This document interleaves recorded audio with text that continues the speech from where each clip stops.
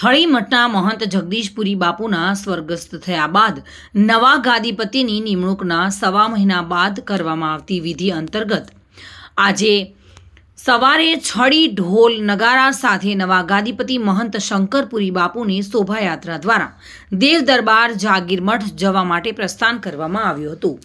આ શોભાયાત્રા પ્રસંગે થળી મઠના ગાદીપતિ સાથે મોટર ગાડીઓ તેમજ બાઇક સવારો ભગવા ઝંડા સાથે મોટી સંખ્યામાં ઉપસ્થિત રહ્યા હતા।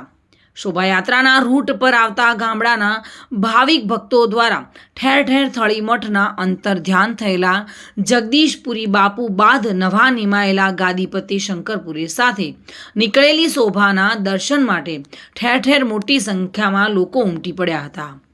થળી જાગીર મઠના નવા ગાદીપતિ મહંત બેસાડવા મુદ્દે ચાલી રહેલા વિવાદને ધ્યાનમાં રાખી સિહોરી પોલીસ સ્ટેશનના પીઆઈની હાજરી સાથે મોટી સંખ્યામાં શોભાયાત્રામાં વ્યવસ્થાના ભાગરૂપે પોલીસ બંદોબસ્ત પણ ગોઠવવામાં આવ્યો હતો। Bureau report, today Gujarati news.